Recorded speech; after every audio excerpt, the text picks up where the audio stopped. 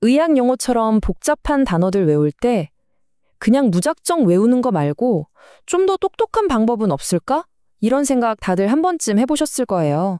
오늘은 바로 그 얘기를 좀 해보려고 합니다. 단어를 완전히 새로운 시각으로 보고 그 안에 숨겨진 비밀스러운 역사를 푸는 열쇠에 대한 이야기죠. 자, 그럼 바로 본론으로 들어가 볼까요?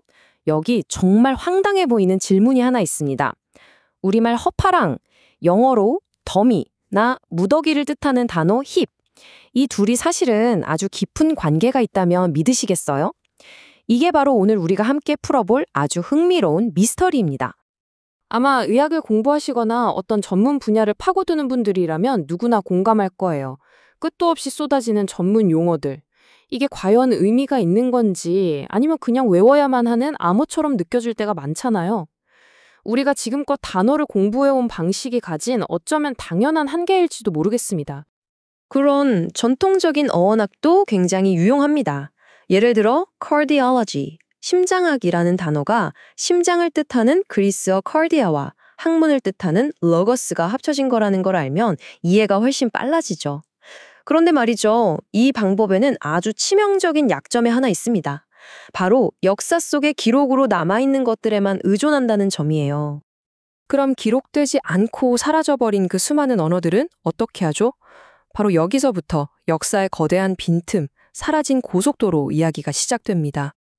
우리가 생각하는 것과는 달리 고대 언어들은 서로 벽을 쌓고 따로따로 존재하지 않았어요. 특히 저 광활한 유라시아 대초원은요, 말 그대로 언어의 고속도로였습니다. 기마 민족들이 오가고 교역이 이루어지면서 단어와 생각, 그리고 소리가 아주 자유롭게 섞이고 흘러다녔던 거죠. 그런데 이 찬란했던 고속도로가 무너져 내리고 맙니다. 고대에 벌어졌던 끔찍한 전쟁과 대규모 민족 이동은요, 단순히 영토만 뺏은 게 아니었어요. 아예 그 언어를 쓰던 민족 전체를 역사에서 지워버렸습니다. 그 결과 수많은 중간 언어들이 영원히 사라져버렸고 이게 바로 지금 우리가 보고 있는 언어들 사이에 끊어진 연결고리가 된 겁니다. 우리 손에 남은 건 그저 조각난 파편들 뿐이죠.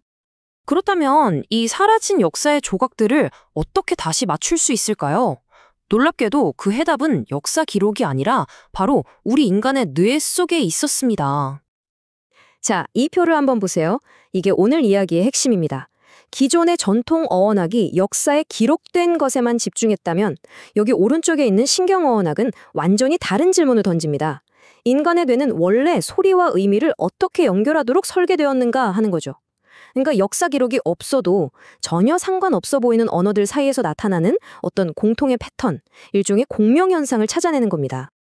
바로 그 핵심 개념을 음의 미수렴이라고 부릅니다. 용어는 좀 어려워 보이지만 아이디어는 생각보다 간단해요. 우리 뇌가 특정 소리를 들었을 때 문화나 언어와 상관없이 보편적으로 비슷한 느낌이나 이미지를 떠올리도록 뭐랄까 기본적으로 세팅되어 있다는 겁니다. 마치 특정 주파수의 소리가 유리를 떨리게 하는 공명현상처럼 말이죠. 좋습니다. 이제 이론 설명은 이쯤 하고요. 이 정말 흥미진진한 아이디어가 실제 우리 단어들 속에서 어떻게 살아 숨쉬고 있는지 구체적인 사례를 통해 직접 한번 암호를 풀어보겠습니다. 자, 아까 제가 던졌던 그 질문 기억나시죠? 영어 단어 hip, 그러니까 덤이라는 단어부터 한번 시작해 볼게요. 옛날 사람들은요, 간 같은 장기를 봤을 때 그냥 몸 안에 있는 어떤 조직 덩어리라고 생각했던 거예요. 그래서 그리스어로 간을 헤파라라고 불렀던 거죠. 근데 진짜 놀라운 건 이 똑같은 생각이 우리말 허파에도 그대로 나타난다는 겁니다. 가슴 안에 있는 커다란 덩어리. 어때요? 소리와 개념이 시공간을 뛰어넘어서 서로 딱 하고 공명하는 바로 그런 순간이죠. 그리고 이건 그냥 우연히 하나 맞아떨어진 그런 예외적인 사례가 절대 아닙니다. 이런 식의 소리음이 공명은 우리가 생각하는 것보다 훨씬 더 보편적으로 정말 어디에나 나타나는 현상이에요. 자, 한번 보세요. 생명과 빛의 상징인 이집트 태양신 라, 모든 것의 핵심을 뜻하는 뿌리단어 아르, 그리고 살아있음의 본줄인 에어. 여기서 끝이 아닙니다. 생명의 시작점인 우리말 알, 그리고 정신을 뜻하는 얼까지. 빛, 생명, 숨, 본질이라는 이 거대한 개념의 네트워크 안에서 이 단어들이 전부 연결되어 있는 겁니다. 정말 소름 돋지 않나요? 이런 개념은 복잡한 의학 용어에서 아주 명확하게 드러납니다. 수프라와 인프라, 파라와 페리, 하이퍼와 하이포. 이런 접두사들이 그냥 무작위로 만들어진 기호가 아니에요. 우리 뇌가 세상을 파악하는 가장 기본적인 공간 지도, 즉 위, 아래, 옆, 주위, 많음, 적음이라는 틀을 그대로 언어에 옮겨놓은 겁니다. 이 지도만 이해하면 수많은 의학 용어들이 훨씬 더 직관적으로 다가오기 시작하죠. 그런데 한 가지 문제가 있죠. 이렇게 오래되고 사라져버린 언어들 사이의 연결고리를 평범한 우리가 도대체 어떻게 다 알 수 있을까요? 바로 여기서 현대 기술, AI가 우리를 위한 강력한 튜터가 되어줍니다. 맞습니다. 이건 한 사람이 평생을 바쳐도 다 파헤치기 힘든 정말 거대한 지식의 그물망이거든요.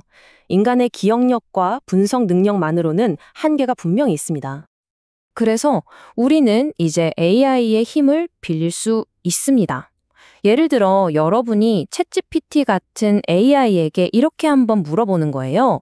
옷 한 벌을 뜻하는 수트랑 의학에서 상처를 꿰매는 걸 뜻하는 스위처 사이에 무슨 의미적인 연결고리가 있는지 설명해 줄래? 라고요. 그럼 AI는 순식간에 방대한 데이터를 분석해서 그 핵심을 딱 짚어줄 겁니다. 이 두 단어 모두 서로 다른 조각을 딱 들어맞게 결합한다는 아주 근원적인 개념을 공유하고 있다고요. 옷감을 잘라 몸에 맞추는 재단 행위와 벌어진 상처의 양쪽을 맞춰서 꿰매는 수술 행위가 고대인들의 머릿속에서는 본질적으로 같은 직관에서 출발했다는 거죠. AI가 바로 이런 식으로 여러분의 개인 어원학 교사가 되어줄 수 있는 시대입니다. 자, 그럼 이 모든 발견들이 우리에게 말해주는 더 큰 그림은 무엇일까요? 한마디로 요약하면 언어는 마법이라는 겁니다. 네, 맞습니다. 오늘 우리가 함께 살펴본 내용의 가장 중요한 결론이라고 할 수 있겠네요. 언어는요, 그냥 우리가 학교에서 배우는 문법 규칙의 집합체가 아닙니다. 수만 년에 걸쳐서 우리 인류 조상들이 세상을 어떻게 보고 어떻게 느꼈는지 그 생각과 직관이 고스란히 담겨있는 살아 숨쉬는 화석 기록인 셈이죠. 그리고 그 화석 기록을 더 깊이 파고들다 보면 우리는 정말이지 가장 충격적이고 가장 강력한 연결고리 하나와 마주치게 됩니다. 바로 치료, 메딕과 마법, 매직이라는 두 단어입니다. 아니, 치료와 마법이 어떻게 연결될 수 있을까요? 바로 이 문장이 그 답을 명확하게 보여줍니다. 아주 먼 옛날 고대 사회에서는요, 공동체를 이끄는 주술사나 마법사가 곧 마을 사람들의 병을 고치는 의사이자 치유사였습니다. 그들에게는 마법과 치료가 전혀 다른 개념이 아니었던 거죠. 그 고대의 세계관이 이 두 단어 속에 화석처럼 박혀서 오늘날 우리에게까지 전해진 겁니다. 네, 그렇습니다. 사람을 살리는 치유와 초자연적인 힘을 다루는 마법. 현대인의 시각에서는 완전히 다른 이 두 개념이 사실은 바로 이 숫자 1처럼 단 하나의 뿌리에서 시작되었다는 것. 이것이야말로 단어 속의 역사가 살아 숨쉰다는 가장 강력한 증거 아닐까요? 이제 이 질문은 여러분의 몫입니다. 오늘 함께한 이 여정을 마치면서 마지막으로 이 질문을 남겨두고 싶네요.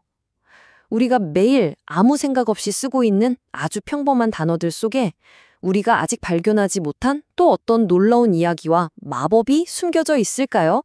한 번쯤 생각해 보는 건 어떨까요?